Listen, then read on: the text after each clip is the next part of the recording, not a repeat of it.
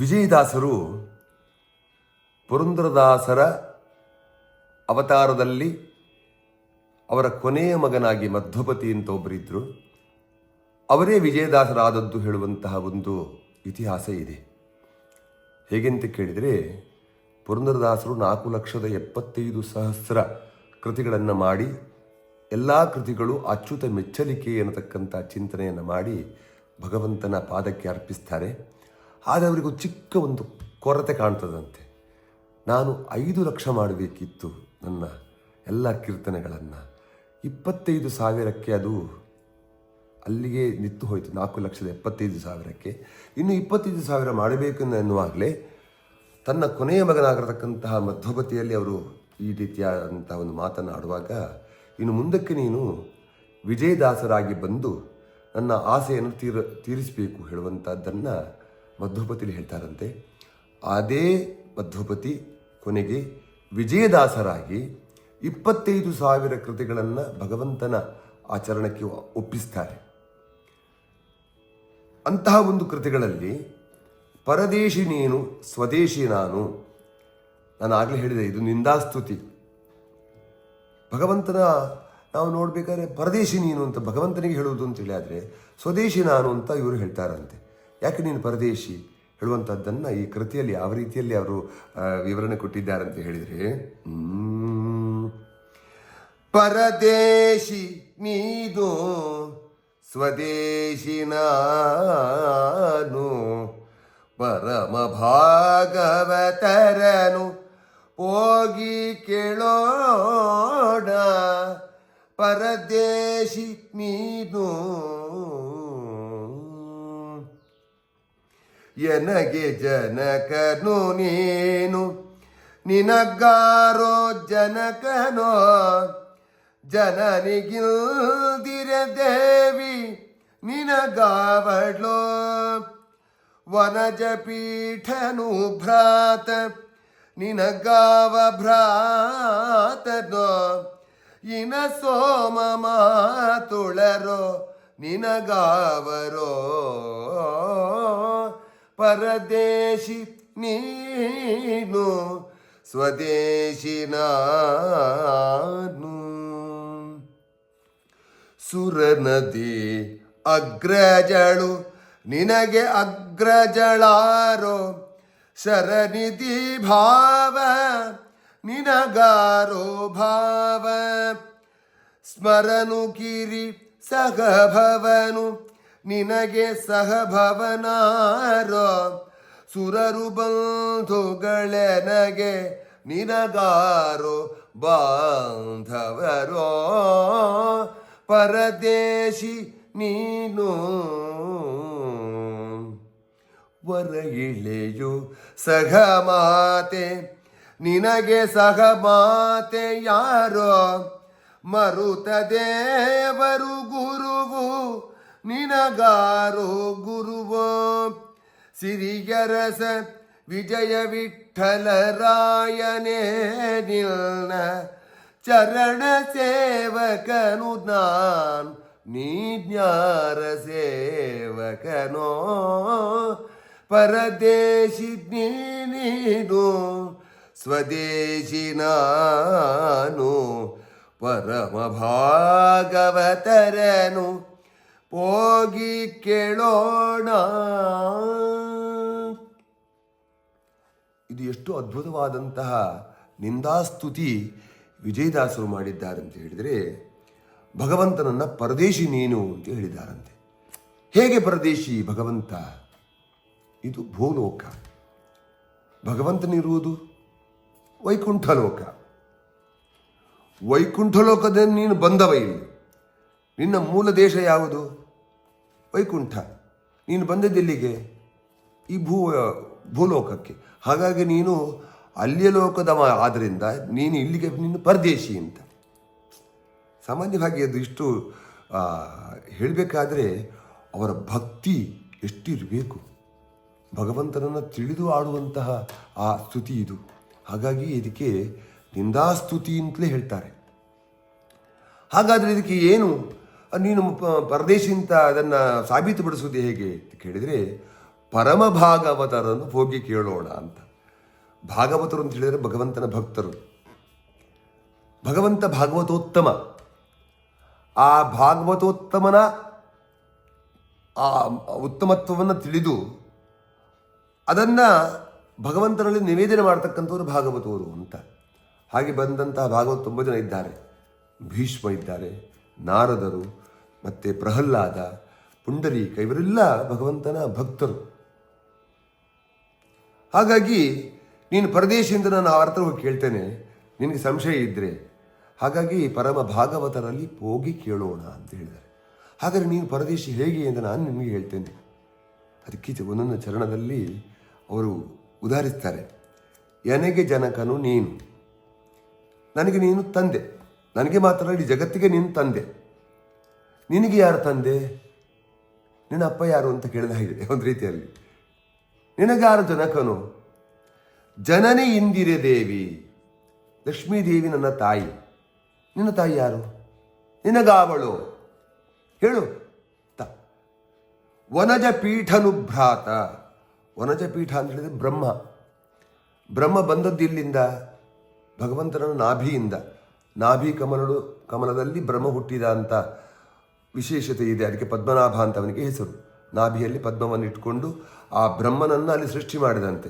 ಬ್ರಹ್ಮನೇ ಇಡೀ ಜಗತ್ತನ್ನು ಸೃಷ್ಟಿ ಮಾಡ್ತಕ್ಕಂಥವನು. ಆದರೆ ಬ್ರಹ್ಮನ ಸೃಷ್ಟಿಗೆ ಕಾರಣನಾದವನು ಪರಮಾತ್ಮ ಇವ ಪದ್ಮನಾಭ.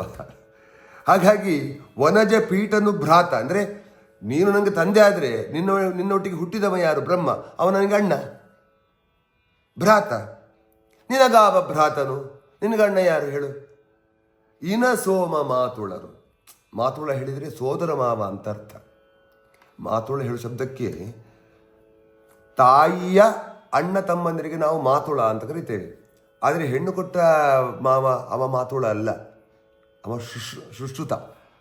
ಅಂದರೆ ಅದು ನಮ್ಮ ಈ ಮಾವನಿಗೂ ಆ ಮಾವನಿಗೂ ವ್ಯತ್ಯಾಸ ಇದೆ. ಅವ ಹೆಣ್ಣು ಕೊಟ್ಟ ಮಾವ ಆದರೆ ಇವ ಅಕ್ಕನ ಅಣ್ಣ ತಮ್ಮಂದರಲ್ಲಿ ನಾವು ಮಾತುಳ ಅಂತ ಹೇಳ್ತೇವೆ. ಹಾಗಾದರೆ ಇನ ಹೇಳಿದರೆ ಯಾರು? ಇನ ಹೇಳಿದರೆ ಸೂರ್ಯ. ಸೋಮ ಹೇಳಿದರೆ ಚಂದ್ರ. ಚಂದ್ರ ಹುಟ್ಟಿದ್ದೆಲ್ಲಿ? ಸಮುದ್ರದಲ್ಲಿ. ಚಂದ್ರನಿಗಿಂತ ಮತ್ತೆ ಬಂದವಳು ಲಕ್ಷ್ಮಿ. ಹಾಗಾಗಿ ನಾವು ಕರಿಬೇಕಾದರೆ ನಾವು ಚಂದಮಾಮ ಅಂತ ಕರಿತೇವೆ. ಚಂದ್ರನಿಗೆ ಚಂದ್ರಮಾಮ ಅಂತ ನಾವು ಕರಿತೇವೆ ಅಲ್ವಾ? ಬೇರೆ ಯಾರಿಗೂ ನಾವು ಮಾವ ಅಂತ ಹೇಳುವುದಿಲ್ಲ. ಯಾಕೆ? ಲಕ್ಷ್ಮಿಯ ಅಣ್ಣ ಅಥವಾ ತಮ್ಮ ಆದ್ದರಿಂದ ಅವನಿಗೆ ಮಾವ, ನಮಗೆ ಎಲ್ರಿಗೂ ಕೂಡ. ಎಷ್ಟು ಒಳ್ಳೆ ಸುಂದರವಾದಂಥ ಇದೊಂದು ಉದಾಹರಣೆ ನೋಡಿ. ಹಾಗಾಗಿ ಇನ ಸೋಮ ಮಾತುಳರು, ನಿನಗಾವ ಮಾತುಳನು, ನಿನಗೆ ಸೋದರ ಮಾವ ಯಾರು ಅಂತೇಳಿ ಭಕ್ತನಾದವ ಭಗವಂತನಲ್ಲಿ ಪ್ರಶ್ನೆ ಮಾಡ್ತಕ್ಕಂಥ ವಿಚಾರ. ಸುರನದಿ ಅಗ್ರಜಳು. ಯಾಕೆ? ಸುರನದಿ ಅಂತ ಹೇಳಿದರೆ ಗಂಗೆ. ಅವಳು ನನ್ನ ಅಕ್ಕ. ಅದು ಹೇಗೆ ಅಕ್ಕ? ನಿನ್ನ ಪಾದ ಮೂಲದಿಂದಲೇ, ನಿನ್ನ ಏನು ಉಂಗುಟದಿಂದ ಬಂದವಳು ಅವಳು. ಹಾಗಾಗಿ ನಾನು ನಿನ್ನ ಮಗ ಆದ ಮೇಲೆ ನನಗವಳು ಅಕ್ಕ, ಮೊದಲು ಬಂದವಳು. ಸುರನದಿ ಅಗ್ರಜಳು. ನಿನಗೆ ಅಗ್ರಜಳಾರು? ನಿನ್ನ ಅಕ್ಕ ಯಾರು ಹೇಳು? ಶರನಿಧಿ ಭಾವ. ಅವಳನ್ನು ಯಾರು ಮದುವೆ ಆಗಿದ್ದವನು? ಸ್ಮರ. ಗಂಗಾ ಅಂದರೆ ಏನು? ಗೌರಿ ಮತ್ತು ಗಂಗಾ ಅಂತ ಇದ್ದಾರೆ ಅಲ್ಲಿ. ಸ್ಮರ ಹೇಳಿದರೆ ಶಿವ. ಅವ ನನಗೆ ಭಾವ. ಯಾಕೆ? ಗಂಗೆಯನ್ನು ಮದುವೆ ಆದದ್ದು ಶಿವ ಅಲ್ವೇ? ಗಂಗಾಧರನಲ್ವೇ ಅವನು? ನಿನಗೆ ನನಗೆ ಭಾವ ಯಾರು? ಸ್ಮರನು ಕಿರಿಸಹ ಭವನು. ಅಂದರೆ ಶರನಿಧಿ ಭಾವ, ನಿನಗಾರು ಭಾವನು. ಸ್ಮರ ಅಂತ ಹೇಳಿದರೆ ನಮ್ಮ ಮನ್ಮಥನಿಗೆ ಸ್ಮರ ಅಂತ ಹೇಳುವುದು. ಮಗ ಇದು ಯಾಕೆಂದ್ರೆ ಹೇಳಿದರೆ ಸ್ಮರ ಹೇಳಿದರೆ ಮನ್ಮಥನ ಜನ್ಮಕ್ಕೆ ಕಾರಣನಾದವ ಅವ ಕಾಮಜನಕ. ಕಾಮ ಹೇಳಿದರೆ ಮನ್ಮಥನ ಜನ್ಮಕ್ಕೆ ಕಾರಣನಾದವ ಪರಮಾತ್ಮ. ಸ್ಮರನು ಕಿರಿ ಸಹಭವನು. ನಿನಗೆ ಸಹಭವನ ಯಾರು? ನೋಡಿ ಎಷ್ಟು ಚಂದದ ಒಂದು ಉದಾಹರಣೆಯನ್ನು ಕೊಟ್ಟಿದ್ದಾರೆ ಅಂತ ಹೇಳಿದರೆ ವಿಜಯದಾಸರು. ಅದ್ಭುತ ಹೇಳಿ ನಾವು ಅದನ್ನು ಕಲ್ಪನೆ ಕೂಡ ಮಾಡಲಿಕ್ಕೆ ಸಾಧ್ಯ ಇಲ್ಲ. ಒಬ್ಬ ಶರನಿಧಿ ಮತ್ತೊಬ್ಬ ಸ್ಮರ. ಅವರು ನಮ್ಮ ಅಂದರೆ ನನ್ನ ಮೊದಲು ಹುಟ್ಟಿದವರು, ನಾನು ಮತ್ತೆ ಹುಟ್ಟಿದವ. ನೀನು ನನಗೆ ತಂದೆ, ಅವರು ನನ್ನ ಅಣ್ಣಂದಿರು, ಅವರ ಹೆಂಡತಿ ಆದರೂ ನನಗೆ ಅತ್ತಿಗೆ. ಅದಕ್ಕೆ ಹೇಳಿದ್ದಾರೆ ಸುರರು ಬಂಧುಗಳ ನನಗೆ. ಸುರರು ಹೇಳಿದರೆ ದೇವತೆಗಳು, ಅವರೆಲ್ಲ ನನ್ನ ಬಂಧುಗಳು. ನಿನಗೆ ಬಂಧು ಯಾರು? ಎಂಥ ಒಂದು ಕಲ್ಪನೆ ನೋಡಿ, ಒಂದು ಎಷ್ಟು ಅದ್ಭುತವಾದಂತಹ ಆ ಚಿಂತನೆಯನ್ನು ದಾಸರು, ವಿಜಯದಾಸರು ಕೊಟ್ಟಿದ್ದಾರೆ ಅಂತ ಹೇಳಿದರೆ ಮತ್ತೊಂದು ಹೇಳ್ತಾರೆ ನೋಡಿ, ವರ ಇಳೆಯು ಸಹ ಮಾತೆ. ಒಬ್ಬಳು ಲಕ್ಷ್ಮೀ ದೇವಿ, ಅವಳು ಶ್ರೀದೇವಿ. ಮತ್ತೊಬ್ಬಳನ್ನು ಕಟ್ಟಿಕೊಂಡಿದ್ದು ನೀನು, ಅದ್ಯಾರು? ಭೂದೇವಿ. ವರ ಇಳೆಯು ಸಹ ಮಾತೆ ನನಗೆ ಅವಳು. ನಿನಗೆ ಸಹ ಮಾತೆ ಯಾರು? ಮರುತ ದೇವರು ಗುರುವು. ಮರುತ ಹೇಳಿದರೆ ವಾಯು ದೇವರು ನಮಗೆ, ಅವರು ನಮಗೆ ಗುರುಗಳು ಕೂಡ, ದೇವರು ಮಾತ್ರ ಅಲ್ಲ. ನಿನಗೆ ಗುರು ಯಾರು? ಎಂಥ ಒಂದು ಆ ಕಲ್ಪನಾ ಶಕ್ತಿ ಆ ದಾಸ ಸಾಹಿತ್ಯದಲ್ಲಿ ಇದೆ ಅಂತ ಹೇಳಿದರೆ, ಇಡೀ ನಮ್ಮ ಪುರಾಣದ ವಿಷಯಗಳನ್ನು, ಭಗವಂತನ ಚಿಂತನೆಗಳನ್ನು ಎಷ್ಟು ಅಂದ್ರೇನು, ಅದು ಸ್ಪಷ್ಟವಾಗಿಯೂ ಅಲ್ಲ ಅಸ್ಪಷ್ಟವಾಗಿಯೂ ಅಲ್ಲ, ಅದನ್ನು ತಿಳಿದವರಿಗೆ ಮಾತ್ರ ಹೇಳಲಿಕ್ಕಾಗುವಂಥ ರೀತಿಯಲ್ಲಿ ದಾಸರು ರಚನೆ ಮಾಡಿದರೆ ಹೇಳಿದರೆ, ಅವರ ಮೇಧಾಶಕ್ತಿ, ಅವರ ಸ್ಮರಣ ಶಕ್ತಿ, ಅವರ ಪುರಾಣ ಶಕ್ತಿಗಳು, ಅವರ ವೇದಶಕ್ತಿಗಳು ಎಷ್ಟಿರಬಹುದು. ಮರುತ ದೇವರು ಗುರುವು ನಿನಗಾವರು, ಸಿರಿ ಅರಸ ವಿಜಯ ವಿಠ್ಠಲ ರಾಯನೇ ನೀನು ವಿಜಯ ವಿಠ್ಠಲ ರಾಯ, ನಿನ್ನ ಚರಣ ಸೇವಕನು ನಾನು. ನೀನು ಯಾರ ಸೇವಕನು? ನನಗೆ ಈ ಸೇವೆ ಮಾಡಲಿಕ್ಕೆ ನೀನಿದ್ದಿ, ನೀನು ಯಾರ ಸೇವೆ ಮಾಡ್ತಿ ಹೇಳು? ಅದಕ್ಕೆ ಅವರು ಹೇಳ್ತಾನಂತೆ, ಅಹಂ ಭಕ್ತ ಪರಾಧೀನಂ. ನಾನು ಭಕ್ತರ ಅಧೀನನಾಗಿದ್ದವ. ಭಕ್ತರಿಗೆ ಏನೂ ಅನ್ಯಾಯ ಆದರೂ ಅವರ ಎಲ್ಲ ಕಷ್ಟಗಳನ್ನು ನಿವಾರಣೆ ಮಾಡಲಿಕ್ಕೆ ನಾನು ಓಡಿ ಬರ್ತೇನೆ ಎನ್ನುವುದನ್ನು ಪುರಂದರದಾಸರು ಅನೇಕ ಯೋಗಾಭೋಗಗಳಲ್ಲಿ ಅದನ್ನು ವರ್ಣಿಸಿದ್ದಾರೆ. ಒಂದು ಯೋಗಾಭೋಗ ಬೇಕಾದ್ರೆ ನಾನು ಹೇಳ್ತೇನೆ. ಆನೆಯು ಕರೆದರೆ ಆದಿಮೂಲ ಬಂದಂತೆ. ಇದು ಪುರಂದರದಾಸರು ಹೇಳಿದಂತಹ ಮಾತು. ಆನೆಯು ಕರೆದರೆ ಆದಿಮೂಲ ಬಂದಂತೆ, ಅಜಮಿಳನು ಕರೆದರೆ ನಾರಾಯಣ ಬಂದಂತೆ, ಅಡವಿಯೋಳು ಧ್ರುವರಾಯ ಕರೆದರೆ ವಾಸುದೇವ ಬಂದಂತೆ, ಸಭೆಯಲ್ಲಿ ದ್ರೌಪದಿ ಕರೆದರೆ ಶ್ರೀಕೃಷ್ಣ ಬಂದಂತೆ. ಯಾವಾಗ ನೀನು ಭಕ್ತರನ್ನ ಪೋಷಣೆ ಮಾಡಲಿಕ್ಕೋಸ್ಕರವಾಗಿ ಹೇಗಿದ್ದೀಯೋ ಹಾಗೆ ಬರ್ತೀನಿ. ನೀನು ಪುರ್ಸೋತೆ ಇಲ್ಲ ನಿನಗೆ. ಆ ಭಕ್ತ ಕರೆದ ಅಂತ ಹೇಳಿದ ಕೂಡಲೇ ಏನು, ಯಾರನ್ನು ಬೇಕಾದ್ರೆ ರಕ್ಷಣೆ ಮಾಡಲಿಕ್ಕೆ ನಿಜವಾದ ಭಕ್ತ ಆಗಬೇಕವ, ನಿಜ ಭಕ್ತನಾಗಬೇಕು. ಅಂಥವನ ರಕ್ಷಣೆ ಮಾಡಲಿಕ್ಕೆ ನೀನು ಯಾವ ಲೋಕದಲ್ಲಿ ಇದ್ರೂ ನೀನು ಓಡಿ ಬರ್ತಿ. ಅಂತಹ ನಿನ್ನ ಭಕ್ತರ ಅಧೀನನಾಗಿ ನೀನಿದ್ದೀಯಲ್ಲ, ಹಾಗಾಗಿ ನೀನು ನನ್ನ ಭಕ್ತ, ನಾನು ನಿನ್ನ ಭಕ್ತ ಅಂತ ಹೇಳ್ತಾರಂತೆ ವಿಜಯದಾಸರು. ಅಂದರೆ ಎಷ್ಟು ಅದ್ಭುತವಾದಂತಹ ಚಿಂತನೆಯನ್ನು ಪುರಂದರದಾಸರು ಅಥವಾ ದಾಸ ಸಾಹಿತ್ಯದ ಎಲ್ಲ ಪ್ರಕಾರದ ದಾಸರುಗಳು ಕೊಟ್ಟಿದ್ದಾರೆ ಅಂತ ಹೇಳಿದರೆ, ಇದನ್ನು ತಿಳಿದು ನಾವು ನಮ್ಮ ಜೀವನದಲ್ಲಿ ನಿತ್ಯವೂ ಅನುಭವಿಸ್ತಾ ಬಂದರೆ ನಮ್ಮಷ್ಟು ದೊಡ್ಡ ಭಾಗ್ಯವಂತರು ಬೇರೆ ಯಾರೂ ಇರಲಿಕ್ಕೆ ಸಾಧ್ಯ ಇಲ್ಲ ಈ ಜಗತ್ತಿನಲ್ಲಿ. ಅದಕ್ಕಾಗಿ ಇದು ಭಾಗ್ಯ, ಇದು ಭಾಗ್ಯ, ಇದು ಭಾಗ್ಯವಯ್ಯ, ಪದುಮನಾಭನ ಪಾದ ಭಜನೆ ಸುಖವಯ್ಯ ಅಂತ ಹೇಳಿ ಪುರಂದರದಾಸರು ಹೇಳಿದ್ದಾರೆ.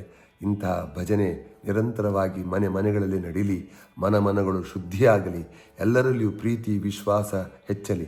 ಆ ನಿಜವಾದ ಭಕ್ತರಲ್ಲಿ ಭಗವಂತ ಎಷ್ಟು ಪ್ರೀತಿ ಇಟ್ಟಿದ್ದಾನೋ ಅಷ್ಟೇ, ಅದಕ್ಕಿಂತ ಹೆಚ್ಚಿನ ಪ್ರೀತಿಯನ್ನು ನಾವು ಭಗವಂತನಲ್ಲಿ ಇಡುವ ಎನ್ನುವಂಥ ಪ್ರಾರ್ಥನೆಯೊಂದಿಗೆ ಈ ವಿಜಯದಾಸರ ಹಾಡನ್ನು ನಿಮ್ಮ ಮುಂದೆ ಇಡಲಿಕ್ಕೆ ತುಂಬ ಸಂತೋಷ ಪಡ್ತಾ ಇದ್ದೇನೆ.